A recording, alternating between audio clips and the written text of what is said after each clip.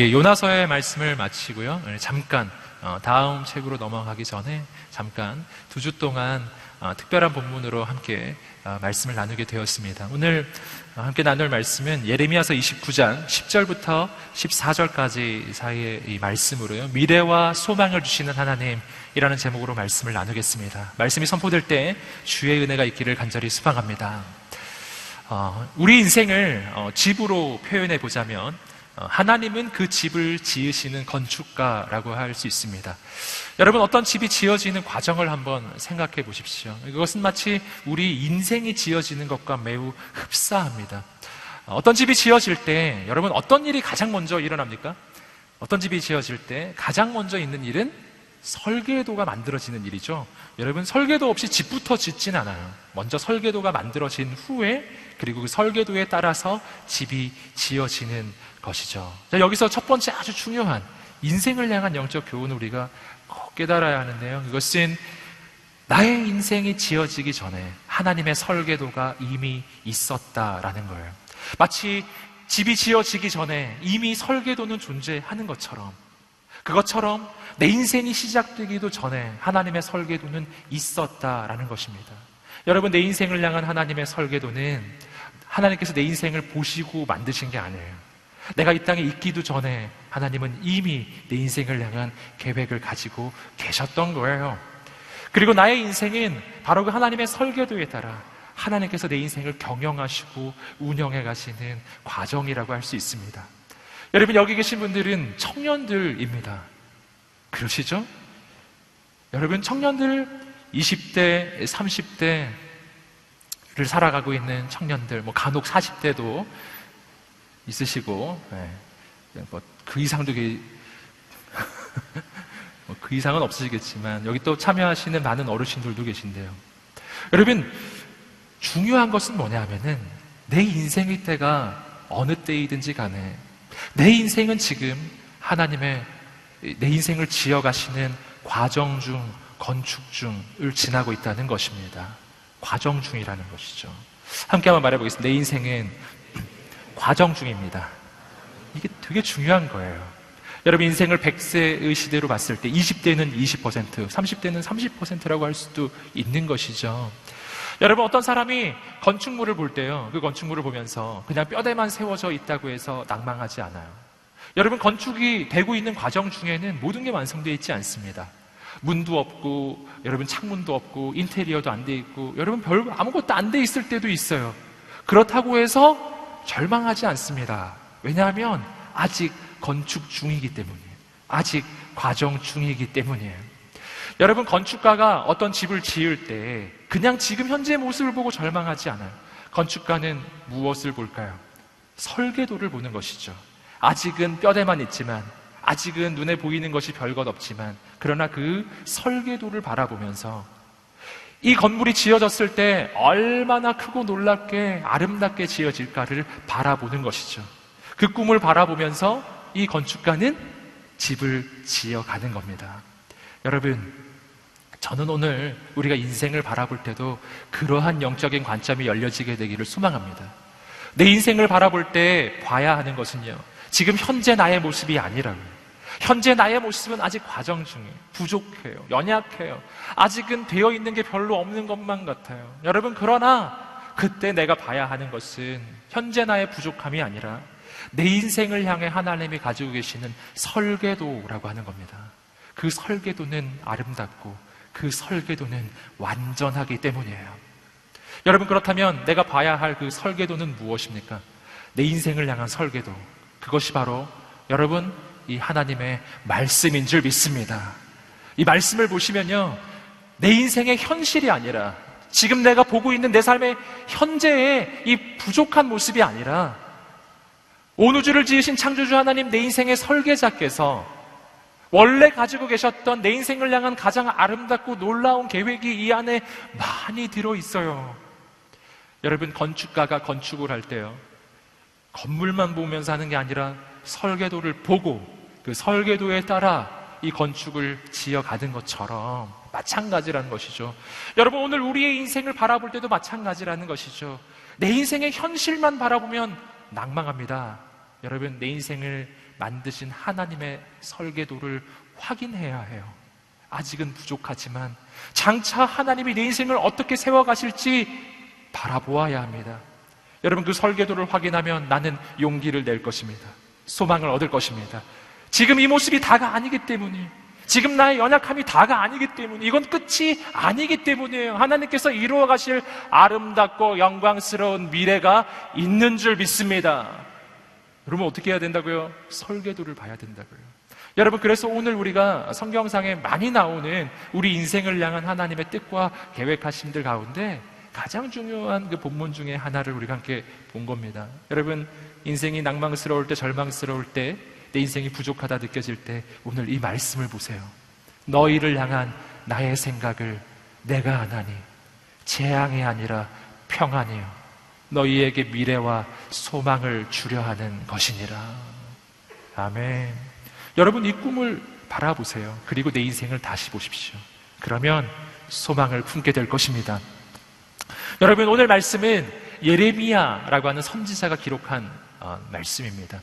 예레미야는 이스라엘 민족이 완전히 망하는, 남유다가 완전히 망하고 그 남유다가 나라를 잃어버리는 바로 그 시점의 선지자이죠. 여러분, 그를 통해서 하나님의 메시지가 선포되고 있는 거예요. 나라를 잃어버리고 그리고 바벨론의 포로로서 잡혀가게 될, 이제 곧 잡혀가게 될 것이고요. 그리고 잡혀가게 난 뒤에 확인하게 될 그 말씀. 여러분, 포로기 가운데, 절망과 좌절 가운데 있는 이스라엘 민족에게 들려주시는 하나님의 메시지가 오늘 말씀이에요. 현실과 하나님의 음성이 다른 것이죠. 현실은 포로의 현실이고요, 하나님의 말씀은 소망의 말씀이에요. 여러분, 어느 쪽을 붙잡아야 되죠? 하나님의 말씀을 붙잡으시기를 주님으로 축복합니다. 우리 인생은 현실대로 되지 아니하고 하나님의 말씀대로 될 것이기 때문이에요.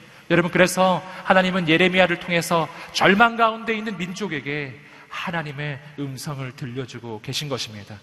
여러분, 오늘 말씀 차근차근 한번 확인하시면서 고난의 시기에, 어려움의 시기에 우리가 어떻게 살아가야 할지, 어떻게 내 인생을 확인할지 함께 보겠습니다. 예레미야 29장 10절 말씀 함께 한번 읽어보겠습니다. 예레미야 29장 10절입니다. 시작. 여호와께서 이렇게 말씀하셨다. 바벨론에서 70년이 차면 내가 너희를 돌아보아 너희를 이곳으로 돌아오게 할 것이라는 내 은혜로운 약속을 너희에게 이행할 것이다. 자, 이 말씀에서 우리가 발견하는 첫 번째 중요한 인생을 향한 교훈이 있습니다. 함께 따라해 보겠습니다. 고난에는 끝이 있다. 아주 중요한 교훈입니다. 오늘 말씀을 보시면 바벨론의 포로기 가운데 있는 민족을 향한 하나님의 음성이에요. 그것은 그 포로기가 영원하지 않을 것이라는 약속입니다. 그 포로기는 70년 만에 끝날 것입니다. 끝이 있다는 거예요. 여러분, 내 인생에 고난이 있습니까? 내 인생에 어려움이 있습니까? 반드시 끝이 있을 것입니다. 여러분, 내 인생에 어려움이 있을 때 그 어려움이 진짜 어려운 것은 무엇 때문이냐면 그 어려움이 크기 때문이 아니에요. 그 어려움이 언제 끝날지 모를 때 어려워지기 시작하는 것이죠. 터널을 지나가는 사람이 낭망하는 사람은 없습니다. 여러분, 터널을 지나가는 사람은 그 끝이, 여러분, 그 터널 끝이 열려 있다는 것을 알기 때문이에요. 여러분, 끝이 있음을 알면 나는 견딜 수가 있는 것이죠. 제가 전에도 한번 말씀드린 적이 있는데 저는 방위 출신입니다. 기억나시나요? 네. 그때도 제가 말씀드렸듯이, 하지만 저는 함부로 무시해서는 안 되는 방위, 마지막 방위라고 하는 거죠. 마지막 방위. 네. 그 방위로 갈 때도요, 훈련을 합니다. 여러분, 그 훈련을 안 하신다고 생각하시면 안 돼요. 굉장히 그 훈련을 열심히 받았어요. 제가 7월 군번이에요. 7월 군번. 그래서 7월에 가서 훈련을 4주 동안 받았는데 얼마나 힘든지. 여러분, 정말 방위가 뭐 그렇게 힘들냐 지금 이런 표정이신데요, 진짜 힘들었거든요. 근데 얼마나 힘든지, 첫 주에 제가 몸무게가 한 10kg 정도 빠졌어요. 물론 그 다음 3주 동안 다시 회복은 됐어요. 제가 근데 그 날을 어떻게 견뎠는가 그 생각이 나더라고요. 수첩에다가 한 달 동안 달력을 만들었으면 제가 볼펜으로 해서 매일매일 X자를 치면서 반드시 끝날이 오리라. 그래서 매일매일 X자를 쳤던 기억이 나요. 진짜 끝날이 오더라고요. 여러분, 세상에서 당하는 어려움은요, 다 끝이 있어요. 여러분, 끝이 없는 게 하나 있어요. 여러분, 성경에서 말하는 끝없는 것은 하나님의 사랑인 줄 믿습니다. 여러분, 세상의 고통도 세상의 시련도 막한마귀가 주는 공격도 다 끝이 있어요. 하지만 하나님의 사랑은 끝이 없는 사랑이에요. 여러분, 내가 세상에서 당하는 고통보다 하나님의 사랑이 더 크고 넓고 끝없는 사랑인 줄 믿습니다. 여러분, 내가 인생의 어려움을 당할 때 이 어려움이 반드시 끝날 거라는 것을 내가 믿을 수 있는 이유가 하나 있습니다. 그 이유는 하나님은 나의 아버지이시기 때문이에요. 여러분, 이거 믿으십니까? 하나님은 온 우주의 주관자이시고 내 인생의 창조자이시고 내 인생을 운영하시는 분이세요. 얼마나 놀라워요. 여러분, 그분이 계시다고요. 만약 내가 나 홀로 버려진 존재라면, 그렇다면 내 인생의 고통도 고난도 언제 끝날지 이건 확신할 수 없을 거예요. 하지만 여러분, 기억하세요. 당신은 혼자가 아니고 당신에게는 하늘에 계신 아버지가 있어요. 하늘에 계신 아버지께서는요, 그의 자녀가 결코 죽도록 버려두지 않는 줄 믿습니다. 아버지가 있다는 거예요. 아버지가 내 인생을 지금 컨트롤하고 계신 거예요. 내 인생은 하나님의 손아귀 바깥에 나가 있지 않아요. 하나님이 지금 컨트롤하고 계세요. 그래서 하나님은 그러한 인생을 향한 교훈을 하나 주셨죠. 고린도전서 10장 13절 말씀 함께 자막을 통해서 한번 읽어보겠습니다. 시작.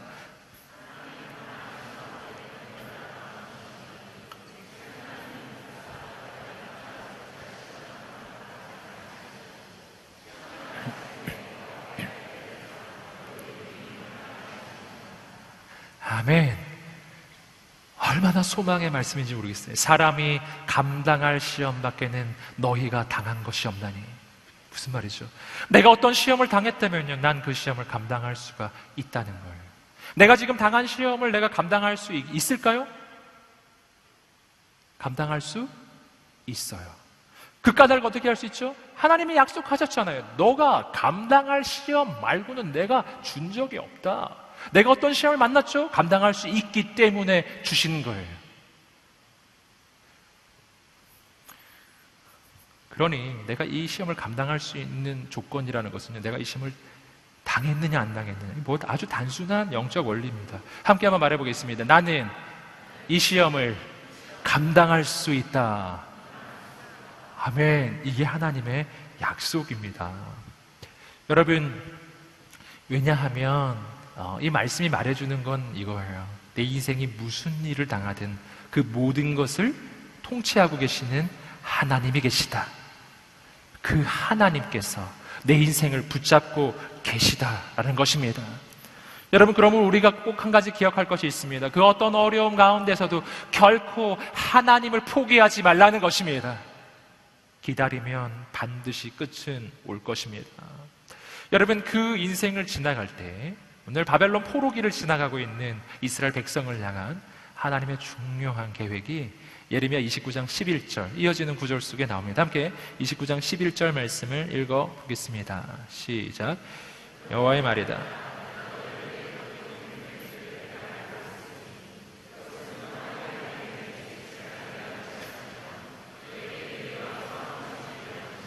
아멘. 오늘 말씀 가운데서 가장 중심 구절입니다. 21절 말씀 속에서 우리가 몇 가지 중요한 인생을 향한 하나님의 교훈을 함께 생각해 보기를 원합니다.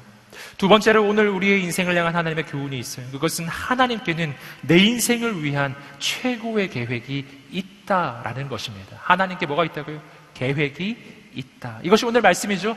너희를 향한 나의 생각을 내가 아나니, 너희를 위한 나의 계획을 내가 알고 있다. 여러분, 내가 인생을 살다 보면 내 인생에 계획이 없고 내 인생에 소망이 없고 내 미래가 불가능해만 보일 때가 있어요. 여러분, 그럴 때 하나님께는 계획이 있음을 믿으시기를 주님의 이름으로 축복합니다. 여러분, 여기서 아주 중요한 사실을 우리가 알 수 있어요. 그것은 뭐냐면 계획이라고 하는 것은요, 내가 세우는 것이 아니라 하나님께 듣는 것이라는 사실이에요. 내가 세우는 계획은 여러분 언제나 별게 아니에요. 그것은 나의 현실과 나의 조건을 바탕으로 만들어지는 계획이기 때문입니다. 여러분, 나에게 진짜 계획이 있어요. 내 인생을 향한 정말 계획이 있어요. 그 계획은 내 인생을 창조하시고 내 인생을 지으신, 내 인생의 설계자가 되시는 하나님을 만나야만 알 수 있는 계획, 그 계획. 여러분, 그래서 이 계획은요, 하나님으로부터 듣는 것이에요. 여러분, 오늘 예배의 시간이 그 하나님의 계획을 듣게 되기를 소망합니다. 여러분, 그 계획을 세울 때, 하나님의 계획에 대해서 생각해 볼 때 깨닫는 몇 가지 중요한 또 영적인 교훈이 있습니다. 첫 번째는 뭐냐면, 하나님의 계획은 내가 태어나기 전부터 있는 계획이라는 사실이에요. 하나님은 나를 보고 봐가면서 계획을 세운 게 아니에요. 여러분, 하나님은 나를 보고 계획을 세우신 것이 아니라 하나님은 계획을 세우시고 그 계획을 따라 우리의 인생을 지어주신 줄 믿습니다. 모세의 인생을 한번 보세요. 우리는 모세의 인생에서 그러한 모습을 발견합니다. 여러분, 모세는 그의 인생이 출애굽기의 말씀을 보시면요, 태어나기 전부터 묘사가 됩니다. 이게 뭐를 이야기하죠? 여러분, 하나님께서 민족을 구원할 민족의 지도자 모세를 세우시면서요, 그 계획이 모세가 태어나기 전부터 있었더라는 사실입니다. 나는 이 땅에 우연히 우연히 던져진 존재가 아니라 나는 이 땅에 가장 놀라운 계획을 가지고 보냄을 받았다라는 사실입니다. 여러분, 하나님의 계획에 대한 또 한 가지 중요한 영적인 교훈이에요. 그것은 내 계획이 실패해도 하나님의 계획은 여전히 진행이 된다는 것입니다. 내가 젊은 날 인생을 살아나갈 때 때로 어려움에 부딪히는 것은 뭐냐면, 내 계획이 실패했을 때 하나님의 계획도 사라진 것처럼 느낀다라는 것입니다. 여러분, 그러나 성경을 보면 그렇지가 않은 거예요. 우리는 모세의 생애 속에서 또 한 가지를 발견해요. 모세의 생애, 그의 나이 40이었을 때 그는 인생을 향한 계획을 세웠죠. 그는 민족을 구할 계획을 스스로 세웁니다. 그런데 그 계획이 실패한 것이었죠. 그는 자기의 힘으로 자기 동족을 구원하려고 이집트 사람 한 사람을 쳐서 죽입니다. 여러분, 그러나 그 계획이 성공하지 않죠? 그는 자기 동족을 구할 계획을 세웠지만, 그러나 도리어 그는 살인자라고 하는 오명을 쓰고 광야에서 방랑하는 인생이 되어버린 것이었어요. 여러분, 모세의 계획은 실패했어요. 그러나 그때 하나님의 계획도 실패한 것이었습니까? 그렇지 않죠? 모세의 계획이 실패하는 순간에도 모세의 인생과 이스라엘을 향한 하나님의 계획은 여전히 진행 중이었어요. 모세의 실패마저도 하나님의 계획 속에 있는 것이었다는 사실이에요. 그 실패 때문에 모세는 자기 힘이 아니라 하나님을 의지하는 인생으로 바뀌는 것이었죠. 여러분, 오늘 우리의 인생이 실패의 순간에 낭망치 않으시기를 주님으로 축복합니다. 하나님의 계획이 계속해서 진행 중이에요. 여러분, 또 한 가지 우리가 발견하는 것이 있습니다. 그것은 하나님의 계획은 나에게 계획이 없을 때에도 여전히 진행 중이라는 거예요. 내게 계획이 없을 때, 이때가 제일 절망스럽죠. 이것이 모세의 인생 가운데 나이가 80이 되었을 때입니다. 모세 나이 80이 되었을 때 그는 계획이 사라졌어요. 나이는 들었고 노인이 됐어요. 이젠 더 이상 할 게 없는 거죠. 미래 계획은 없는 거예요. 여러분, 그런데 놀라운 일이 일어난 거예요. 그가 계획이 없을 때, 자기 계획이 사라졌을 때 가장 놀라운 하나님의 계획이 시작되더라는 것입니다. 저는 놀라운 사실을 다시 한번 깨닫습니다. 우리는 흔히 어떻게 생각하세요? 누가 하나님께 쓰임을 받을까? 우리가 생각을 해보면 누가 하나님께 잘 쓰임을 받겠는가? 만약 질문한다면 뭐라고 대답하시겠습니까?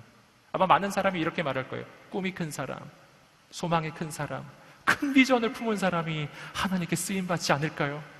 여러분, 그런데 성경을 봤더니 그게 아닌 거예요. 아니더라고요. 모세의 인생을 보니까 모세의 꿈이 클 때는 하나님께 쓰임을 받지 않더라고요. 반대예요. 모세의 꿈이 사라졌을 때 하나님의 역사가 시작하는 것입니다. 여러분, 하나님은 꿈꾸는 사람을 사용하시는 것이 아니라 하나님은 부족한 자를 선택하셔서 하나님의 꿈을 심어주시는 것입니다. 꿈은 나로부터 하나님께 올라가는 것이 아니라 꿈은 하나님으로부터 내게 내려오는 것이에요. 여러분, 모세는 언제 진짜 꿈이 생기나요?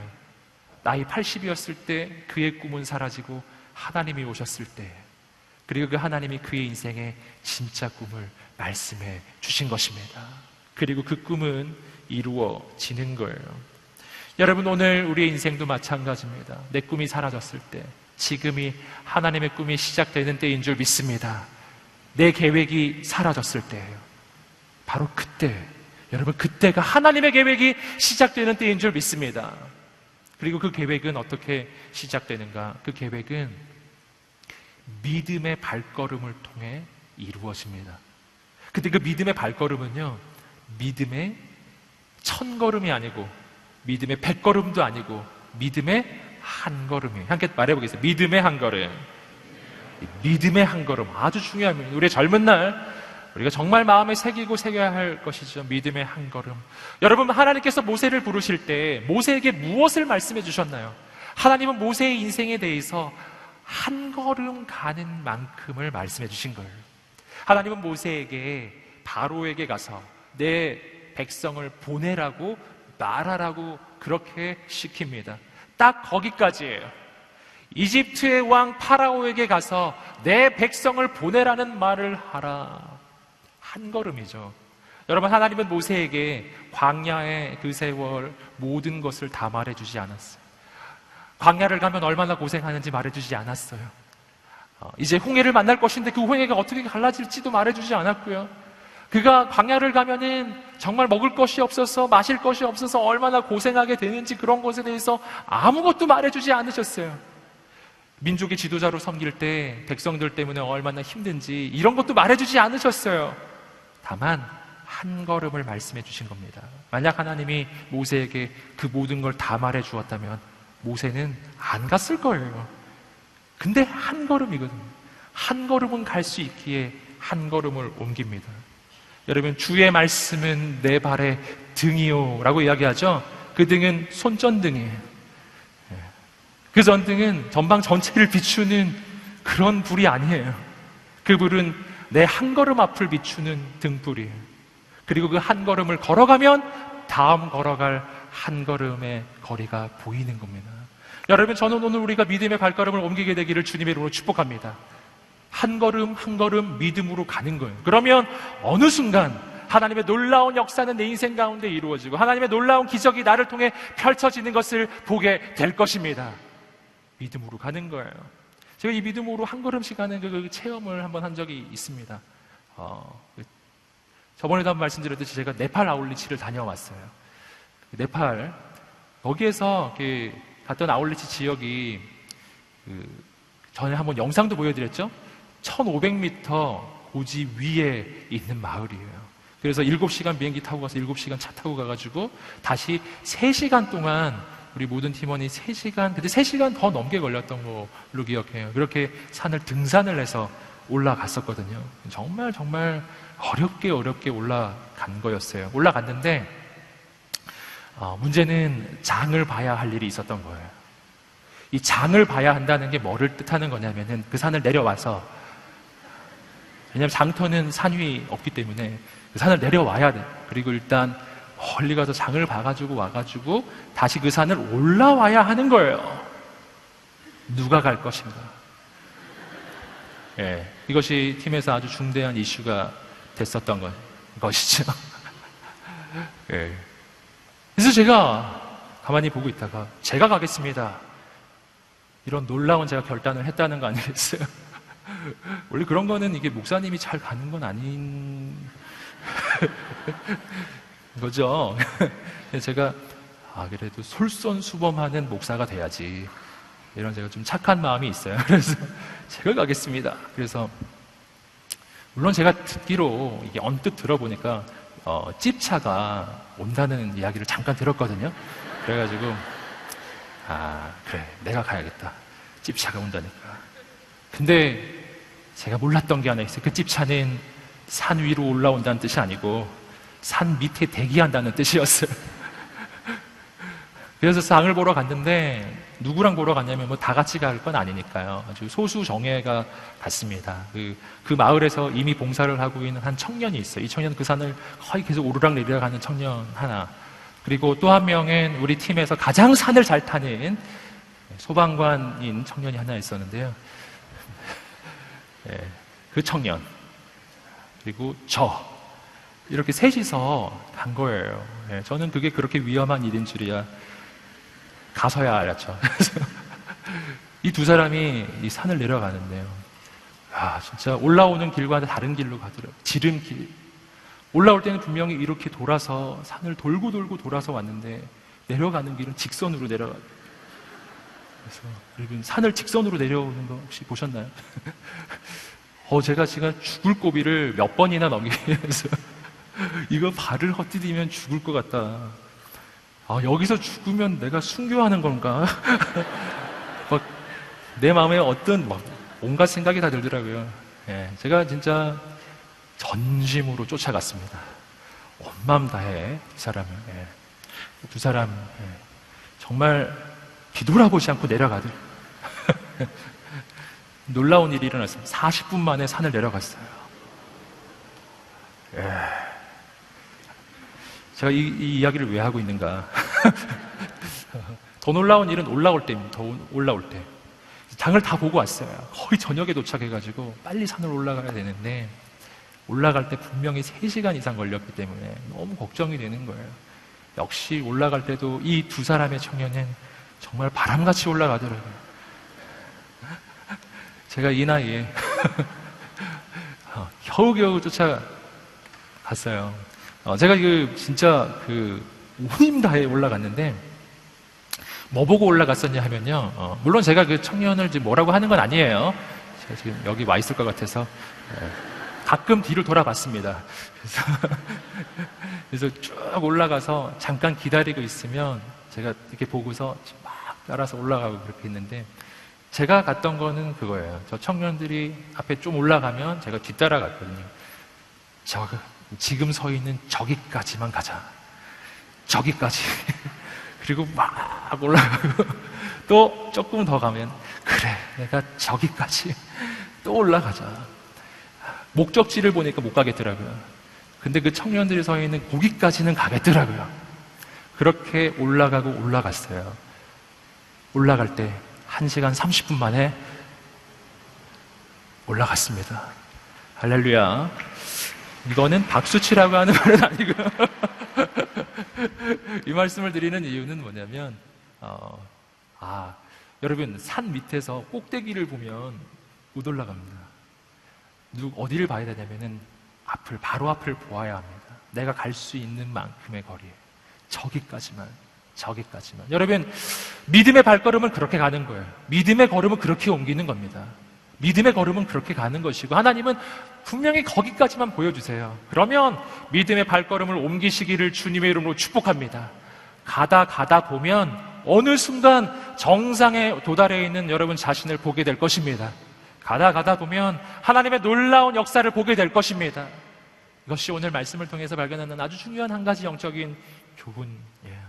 믿음의 걸음을 옮겨가라는 것이죠. 세 번째 오늘 말씀을 통해서 발견하는 것이 있습니다. 그것은 하나님의 계획은 평안을 위한 계획이라는 것입니다. 평안을 위한 계획. 오늘 말씀 이야기하고 있죠. 너희를 향한 나의 계획을 내가 알고 있다. 그 계획은 재앙이 아니라 평안이라는 것입니다. 여러분 우리 인생의 가장 중요한 두려움, 그것은 미래를 향한 두려움이죠. 내 미래에 무슨 일이 일어날까 하는 그 두려움입니다. 이 두려움에서 어떻게 벗어나겠는가 하는 거예요. 어떻게 벗어나겠는가. 그것은요, 내 미래를 향한 나의 예측으로 살지 말고 하나님의 약속의 말씀을 붙잡고 사는 것입니다. 나의 예측은 언제나 부정적이에요. 나의 예측은 언제나 어려워요. 하지만 하나님의 약속의 말씀은 언제나 소망의 말씀, 희망의 말씀입니다. 여러분 말씀을 붙잡으시기를 주님의 이름으로 축복합니다. 여러분 그렇게 말씀을 붙잡고 갈 때 내 인생이 평안할 수 있는 까닭이 두 가지가 있습니다. 첫 번째, 처음에 말씀드렸던 것처럼 함께 말해보겠습니다. 나는 혼자가 아니기 때문에. 이것이 성경이 말해주는 끊임없는 영적 교훈이죠. 당신은 혼자가 아니라는 사실이에요. 내가 혼자가 아니기 때문에, 하나님이 내 옆에 계시기 때문에. 여러분, 두려워하는 인생, 염려하는 인생, 어려움과 위기 속에 있는 그 인생에게 하나님이 들려주신 약속의 말씀은 언제나 이러한 말씀입니다. 함께 이사야 41장 10절 말씀 읽어보겠습니다. 시작. 두려워하지 말라. 내가 너와 함께함이라. 놀라지 말라. 나는 내 하나님이 됨이니라. 내가 너를 굳세게 하리라. 참으로 너를 도와주리라. 참으로 나의 의로운 오른손으로 너를 붙들리라. 시편 23편 4절의 말씀도 함께 읽어보겠습니다. 시작. 내가 사망의 음침한 골짜기로 다닐지라도 해를 두려워하지 않을 것은 주께서 나와 함께 하심이라. 주의 지팡이와 막대기가 나를 안위하시나이다. 아멘. 오늘 말씀은 말해주죠. 내 인생이 사망의 음침한 골짜기를 지날 때가 있다는 것이죠. 내 인생은 어려운 시기를 지날 수 있다는 거예요. 시편의 기자는 그걸 말하는 것이죠. 하지만 내가 사망의 음침한 골짜기를 지나갈 수는 있지만, 그러나 나는 거기서 해를 두려워하지는 않습니다. 왜냐하면 주께서 나와 함께 하시기 때문입니다. 여러분, 내 인생의 중요한 것, 내가 어디 있느냐가 아니라는 것이죠. 나는 내가 인생을 살아갈 때 얼마나 자주 내가 있는 위치와 상황과 환경을 주목하는지 몰라요. 내 삶의 상황을 보고 내 주위의 사람을 보고 환경을 보면 두려움이 찾아옵니다. 염려가 찾아와요. 내 미래가 재앙이 올 것만 같아요. 여러분, 격려하고 축복합니다. 여러분은 혼자가 아니고 거기에 주님이 계십니다. 여러분, 이것이 소망이라는 것이죠. 그러기에 나는 낭망치 않고 나는 절망하지 않고 언제나 소망을 품는 것입니다. 할렐루야. 여러분, 또 한 가지 중요한 것, 내가 나의 미래를 두려워하지 않을 수 있는 내 인생의 평강을 바라볼 수 있는 또 한 가지 이유가 있습니다. 그 까닭은 나의 모든 죄의 대가를 예수님이 치르셨기 때문이에요. 내가 미래에 대해서 가지고 있는, 그리고 현재에 대해서 가지고 있는 이 두려움에 아주 중요한 한 가지 원인이 있습니다. 그것은 심판에 대한 두려움이에요. 언제 내가 이 두려움에서 못 벗어나냐 하면요, 내가 지금 경험하고 있는 이 어려움이, 내가 예측하고 있는 이 어려움이 나의 죄 때문에 일어나는 일이라고 내가 예측할 때입니다. 어떤 경우에 그런 일이 있죠. 내 인생에 막 어려움이었고 저주가 오는데 나 스스로 생각해 봤을 때 이게 당연한 것처럼 느껴질 때가 있어요. 내가 저질렀던 죄 때문에, 내가 과거에 저질렀던 죄 때문에, 내가 가지고 있는 이 조건 때문에 내 인생에는 이러한 일이 일어날 수밖에 없다고 나는 나 스스로를 정죄하고 나 스스로 절망에 빠질 때가 있습니다. 근데 거기서 헤어날 수가 없는 거예요. 왜냐하면 이유가 있으니까요. 내가 이런 죄를 지었으니 당연히 난 이런 저주를 받아도 당연하지. 내 마음에 이런 생각이 들 때입니다. 여러분, 그때 여러분 주님을 바라보시기 바랍니다. 만약 내가 세상 속에 있다면, 내가 만약 하나님 바깥에 있다면 나는 분명 그 죄 때문에 죽을 수밖에 없고 망할 수밖에 없을 것입니다. 하지만 하나님이 계시기 때문에, 그러나 내 모든 죄의 대가를 치루어 주시는 예수님이 계시기 때문에, 그래서 나는 그 모든 내 인생의 죄악에도 불구하고, 잘못에도 불구하고, 나의 과거의 실수에도 불구하고 내 인생은 소망을 얻을 수가 있다는 사실입니다. 함께 요한복음 5장 24절 말씀 한번 읽어보시겠습니다. 요한복음 5장 24절입니다. 시작. 내가 진실로 진실로 너희에게 이르노니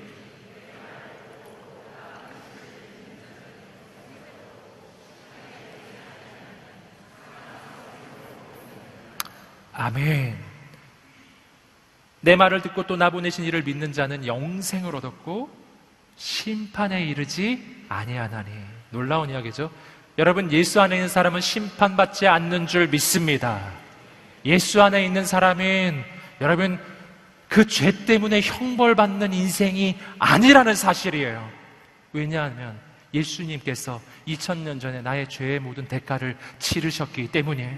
이것이 바로 주님께서 가늠하다가 현장에서 잡힌 그 여인을 바라보며 이렇게 말씀해 주실 수 있었던 까닭이죠.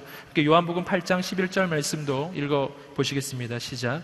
대답하되 주여 없나이다.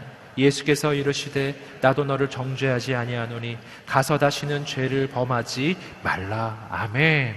여러분, 이것이 주님의 음성이죠. 모든 사람이 그 여자는 죽어 마땅하다고 생각했고요. 그 여자 본인도 그렇게 생각했을 거예요. 이 여인은 간음하다가 현장에서 잡혔거든요. 여러분, 모세의 율법에 의하면 바로 죽는 것이죠. 죄에는 심판이 있기 때문이에요. 여러분, 그런데 주님이 말씀해 주시는 겁니다. 나도 너를 정죄하지 아니하노니. 왜 주님은 이 여자를 정죄하지 않을 수 있습니까? 그 까닭은 이 여자가 범한 죄가 가벼워서가 아니에요. 이 여자가 죄를 짓지 않아서도 아닙니다. 분명 죄를 지은 거예요. 그 죄는 무거운 죄예요. 하지만 그 죄에 대한 형벌을 예수님이 대신 받아주실 것이기 때문이었습니다. 예수님이 대신 벌 받을 것이기 때문에 말해주는 거예요. 난 너를 정죄하지 않는다. 넌 이것 때문에 정죄받지 않을 것이다. 여러분, 용기를 내시기를 주님으로 축복합니다. 내 속에 들려오는 그 정죄의 소리를 듣지 마십시오. 예수님을 붙잡으세요. 이것이 내가 미래를 향해 두려워하지 않을 수 있는 이유예요. 요한일서의 말씀이 말하죠. 사랑이 두려움을 내어 쫓는다고 이야기하죠. 그 두려움은 형벌의 두려움이에요. 심판날의 형벌의 두려움에서 나를 건져주는 것은 예수 그리스도의 십자가의 희생이에요. 그분이 날 대신해서 그 모든 형벌을 대신 받으셨기 때문입니다. 함께 한번 가슴에 손을 얹고 말해보겠습니다. 나는 형벌받지 않는 인생이 되었습니다. 심판받지 않는 인생이 되었습니다. 아멘. 여러분, 이 용기를 품으세요. 그리고 일어나십시오. 주님은 이 여인에게 말해주었습니다. 이제 가서 다시는 죄를 범하지 말아라. 우린 이 말의 의미를 알아야 해요. 예수님이 내 죄를 대신해서 내 죄의 모든 심판을 대신 받아주셨으니 난 심판이 면제된 인생이, 나는 과거, 현재, 미래의 모든 죄로부터 이제는 죄사함을 받은 사람이 된 거예요. 예수 안에 있으면요. 물론 예수 안에 있어야만 해요. 여러분, 그렇다고 해서 내가 죄 지을 자유가 생긴 건 아니에요. 주님이 내 죄값을 다 치르셨으니 난 이제 자유롭게 죄를 지어야겠다. 이제 막 살아야 되겠다. 여러분, 이러시면은 예수 그리스도 십자가의 은혜를 모르는 거죠. 여러분, 나를 위해 주님이 치르신 희생을 안다면 그럴 수 없는 것입니다. 여러분, 정죄에서 벗어나시기를 주님으로 축복합니다.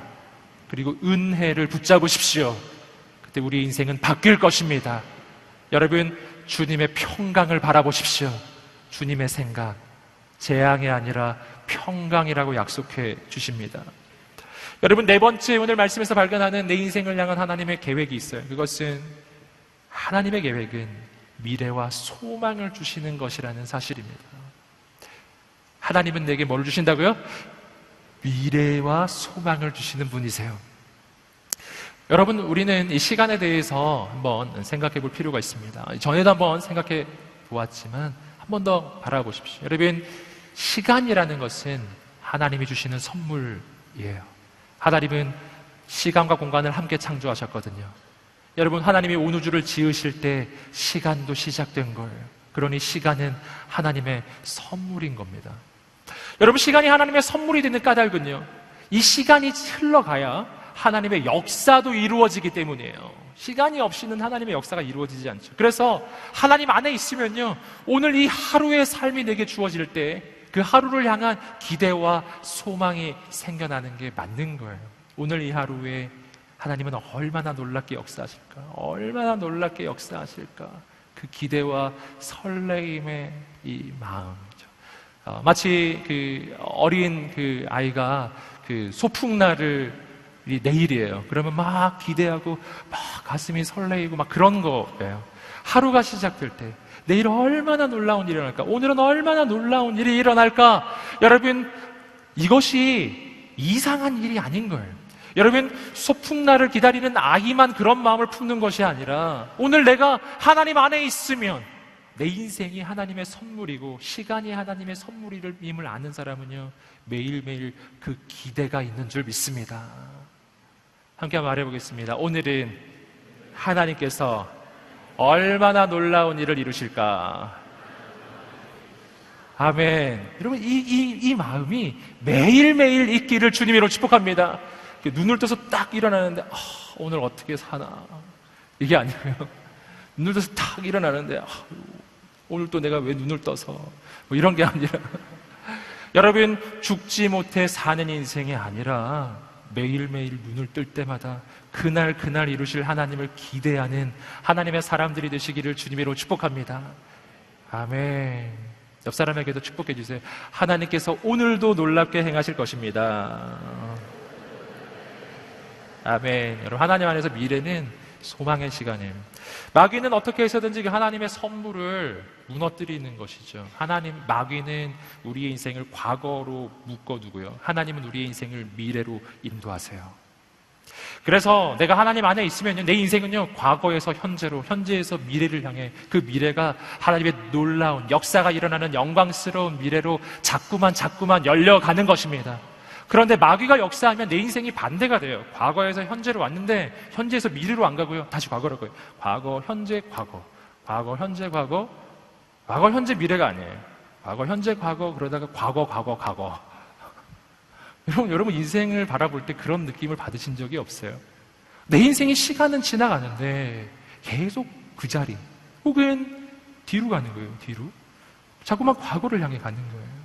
여러분, 마귀가 하는 일이에요. 그러한 일이. 이스라엘 백성들이 이집트를 나와서 광야의 여정을 걸어갈 때, 여러분, 광야에서 40년의 세월을 보내었습니다. 그 40년의 의미는 여러 가지 의미가 있지만 그 중에 한 가지 중요한 의미는 뭐냐면, 그들이 약속의 땅에 가지 못하고 광야에서 40년 동안 계속 머물렀다는 사실이에요. 과거에서 현재로 왔어요. 근데 현재에서 미래를 향해 가지 않고 현재에서 계속 거기에 있는 거예요. 계속 40년 동안 계속 거기에 있는 거예요. 그 길은 분명 2주일이면 갈 길인데 2주일 갈 길을 40년을 걸려서 간 거예요. 왜 그런 일이 일어난지 아시겠어요? 여러분, 민수기의 말씀에 나오지 않습니까? 그런 일이 일어났던 이유는 이스라엘 백성이 미래를 바라보지 아니하고 하나님을 믿지 아니하고 옛날에 이집트가 좋았는데, 옛날이 좋았는데 과거만 바라보고 있었기 때문이에요. 미래를 향해 갈 수가 없는 겁니다.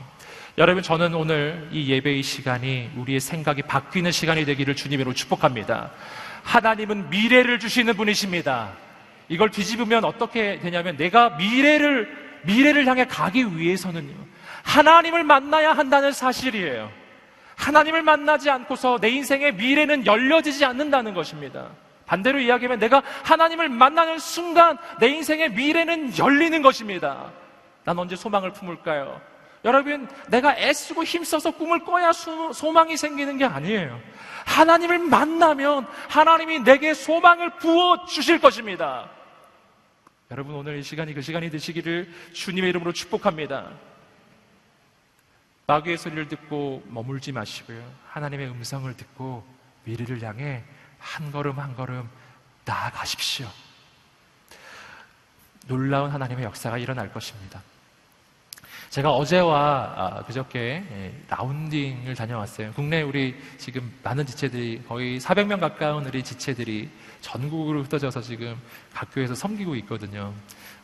제가 6개 교회를 이렇게 방문하면서 막 전라남도, 북도, 충청도, 경상도, 경기도까지 이렇게 놀라운 여정을 갔죠. 근데 그 중에서 그 기억에 남는 교회가 하나 있습니다. 전라남도 강진이라고 하는 곳이에요. 완전 저기 바다 끝까지 가는 겁니다. 전라남도 끝까지 가서 있는 곳인데, 그 강진에 성전중앙교회라고 하는 곳이 있습니다. 지금 우리 샤인그룹에서 지금 가서 섬기고 있어요. 근데 그 교회 목사님을 통해서 진짜 놀라운 이야기를 제가 들었어요. 그 교회에 그 목사님 부임하신 지 지금 한 10여 년 정도 되신다고 합니다. 근데 그 목사님이 부임하신 그 교회는 아주 시골에 있는 교회예요. 그래서 정말 거의 10년 가까이 그냥 별 어떤 변동도 없고 변화도 없고, 그 교회에 있는 모든 성도들은 다 할머니, 할아버지예요. 그 성도 중에서 가장 어린 사람이 목사님보다 한 14살 정도 많으시다고 그러더라고요. 그래서 그 할머니, 할아버지들이 늘 목사님을 만나면은, 우리가 할 수 있는 게 뭐가 있어요? 미래도 없고 소망도 없고. 주일학교 선생님이 전부 다 할머니이시니까요, 주일학교 학생들도 없어요. 주일학교 학생들이 3명 있었다고 합니다. 이 이야기가 5년 전의 이야기예요. 5년 전에 주일학교 학생은 3명, 성도는 30명 정도가 있었대요. 그런데 목사님이 기도를 하신 것이죠. 그 시골 마을에서 정말 다음 세대 부흥을 위해서 기도를 하신 거예요. 그럼 말이 안 되는 거잖아요. 거기 무슨 아이들이 있습니까? 시골에는 아이들이 없거든요. 다음 세대를 놓고 기도하는. 교회 할머니, 할아버지들만 있으니까 교회에 힘이 없는 거예요. 그래서 다음 세대를 달라고 막 기도를 하셨는데, 그렇게 기도하시는 중에 온누리교회에서 아울리치 팀이 간 거였어요. 5년 전에 부천 온누리교회에서 아울리치 팀이 갔습니다. 그때 3명밖에 없었는데 막 기도하고 기도해서 15명을 모았대요. 그래서 그해 아울리치 팀과 함께 여름 성경학교를 한 거예요. 그리고 그 팀이 한 해 더 왔고요. 그리고 한 해를 쉰 후에 작년에 우리 여호수아 공동체 드디어 우리 샤인그룹에서 아울리치 팀이 간 거예요. 그리고 올해 2해 연속으로 간 거죠. 올해 간 거예요. 놀라운 일이 일어났어요. 그 목사님께서 이렇게 말씀해 주셨어요. 지난주에 우리 주일학교에 온 주일학교 학생 숫자 40명. 그리고 우리 샤인그룹에 가서 아울리치를 하면서 여름 성경학교를 할 때 50명이 와 있었어요. 저는 들어갈 때 되게 이상했어요. 시골 교회가 이렇게 많을 리가 없는데 아이들이 너무 많은 거예요. 그래서 이상하다. 이렇게 많을 리가 없는데. 그렇게 생각해 갔었는데 50명이 왔는데, 더 놀라운 사실을 알려드릴게요. 그 마을에는 초등학교가 하나 있습니다. 그 초등학교는 전교생이 60명이에요.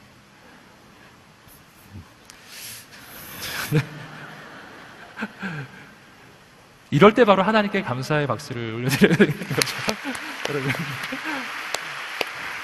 여러분 60명, 그 마을에는 60명의 아이들이 있는데 50명이 거기 와 있었던 거고요. 평소에 40명이 오는 거예요. 근데 그게 5년 전에는 3명이었다는 사실이죠. 어른 성도들도 늘어나기 시작한 거예요. 30명이었던 성도가 지금은 60명. 주일학교에 선생님이 없어서 다 할머니, 할아버지 막 70, 80 어떻게 주일학교 선생님을 하겠어요?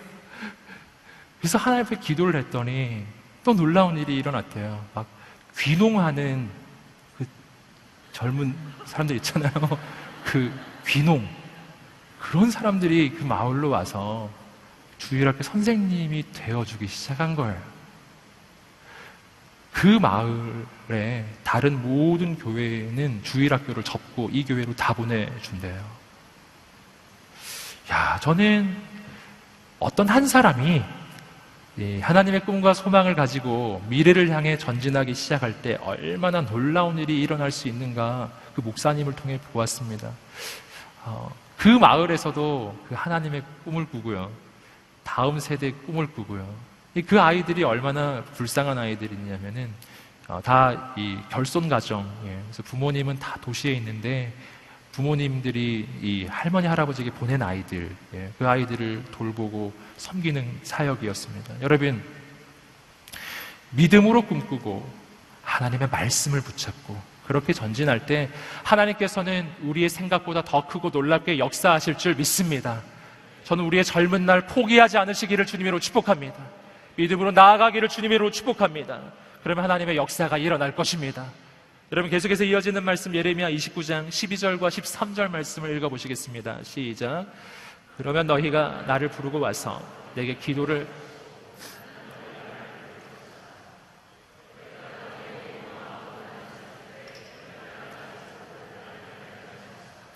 예레미야 29장 10절과 11절이 미래를 향한, 우리 인생의 미래를 향한 하나님의 청사진 설계도라고 한다면요, 12절과 13절 말씀은 어떻게 그 설계도처럼 내 인생을 만들어갈 수 있는지 하나님의 방법을 알려주시는 거예요. 그것은 단순합니다.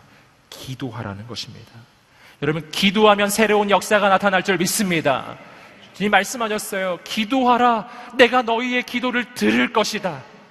나를 찾으라. 그러면 너희가 나를 만나게 될 것이다. 이것이 포로기 이스라엘을 향한 하나님의 유일한 부탁의 메시지예요. 여러분, 여기서 우리는 왜 70년의 포로기가 이스라엘 백성들에게 허락되었는지 그 까닭을 발견하는 것입니다. 그 70년의 포로기가 있었던 이유는 이스라엘 민족, 하나님께 불순종하고 하나님을 떠났던 이스라엘 민족이 하나님께 기도하는 민족 되게 하기 위함이에요. 그 70년 동안 나라를 잃고 민족을 잃는 어려움은 있었지만 나라를 잃는 대신 민족을 잃는 대신 하나님을 만난 것이죠. 그리고 기적은 일어나기 시작하는 거예요. 여러분, 오늘 우리 인생에 고난과 어려움의 시간이 있습니까? 그때 말씀의 설계도를 보세요. 그리고 믿음으로 그 말씀을 붙잡으십시오. 그리고 하나님을 만나게 되기를 주님의 이름으로 축복합니다. 하나님이 말씀의 설계도대로 내 인생을 다시 세워주실 것입니다. 마지막 하나님의 약속의 말씀 14절 말씀을 함께 읽겠습니다. 시작. 여호와의 말이다. 내가 너희에게 발견될 것이다. 내가 너희를 추방했던 모든 곳들과 모든 민족들로부터 너희를 모을 것이다. 그리고 내가 너희를 포로로 끌려가게 했던 그곳으로 다시 데려올 것이다. 여호와의 말이다. 할렐루야. 다시 돌아오게 하겠다. 너희는 더 이상 포로가 아닐 것이다. 저는 여러분 오늘 우리 인생 가운데 하나님의 꿈이 생기게 되기를 주님의 이름으로 축복합니다. 우리는 때때로 바벨론 포로기와 같은 어려움을 겪을 때가 있어요. 하지만 하나님은 내 인생을 이끌고 계시다는 것을 믿습니다. 그 포로기는 끝나는 날이 올 것입니다. 그 끝이 오게 하려면 오늘 우리가 하나님을 만나야 한다는 사실입니다. 여러분, 그 포로기는 낭망의 세월이 아니었어요. 그들은 예수님을 만나고 하나님을 만나요. 더 놀라운 일이 일어납니다. 여러분, 이스라엘 민족 가운데 하나님은 예수 그리스도를 보내주시고, 그리고 예수 그리스도를 통해 온 인류를 향한 구원의 길은 열리고, 교회는 탄생하고, 그리고 성령님이 임하시고 온 세상을 향한 하나님의 역사가 시작되는 것입니다. 여러분, 하나님의 역사는 끝나는 게 아니에요. 바벨론 포로기에서 끝나지 않아요. 그 다음에 더 놀라운 역사는 일어날 것입니다. 우리가 포기하지 않고 기도한다면, 우리가 포기하지 않고 하나님을 붙잡는다면, 하나님의 가장 놀라운 설계가, 가장 놀라운 디자인은 우리를 통해서 이루어질 것입니다. 저는 오늘 이 시간이 그 시간이 되기를 간절히 소망합니다. 우리 함께 기도하면서 나가겠습니다. 기도하며 나갈 때 주님의 음성을 들으세요. 기도하면 내가 그 기도를 들을 것이다. 너희가 하나님을 찾으면 너희가 하나님을 만나게 될 것이다. 여러분, 오늘 우리의 인생이 바벨론 포로기와 같은 어려움 가운데 있을지라도 내가 오늘 하나님을 만난다면, 내가 기도한다면, 그렇다면 이 시간은 내 인생을 망하게 하는 시간이 아니라 내 인생을 가장 놀랍게 변화시키는 시간이 될 것입니다. 새로운 일은 일어날 것입니다. 새로운 역사는 일어날 것입니다. 오늘 이 시간에 우리가 주님의 그 부르심대로 기도하면 좋겠어요. 하나님, 오늘 내가 하나님께 기도하는 인생이 되게 하여 주시옵소서. 하나님을 찾고 찾으면 만나 주시겠다 약속하셨사오니 오늘 내가 하나님을 만나게 하여 주시옵소서. 그렇게 하나님을 만나기를 소원하는 사람들, 오늘 이 시간 주 앞에 달려가지 않겠습니까? 오늘 기도하지 않겠습니까? 여러분, 하나님의 계획은 끝나지 않았어요. 때로 내 인생을 돌아보니 나에게는 계획이 없고, 나에게는 소망이 없고, 나에게는 절망만이 가득하다고 느끼는 날이 있습니다. 하지만 오늘 주님은 말씀하십니다. 너희를 향한 나의 생각을 내가 아나니 재앙이 아니라 평안이요 너희에게 미래와 소망을 주려는 것이다. 하나님, 내가 하나님의 말씀을 붙잡고 일어나게 하여 주시옵소서. 용기를 내게 하여 주시옵소서. 오늘 이 시간이 하나님을 만나고 내 인생이 변화되는 새로운 시작의 날이 되게 하여 주시옵소서. 내 인생이 과거에서 벗어나 하나님께서 열어가실 미래를 향해 전진하게 하여 주시옵소서. 그렇게 소망하고 기도하는 모든 사람들, 우리 함께 자리에서 일어나 보십시오.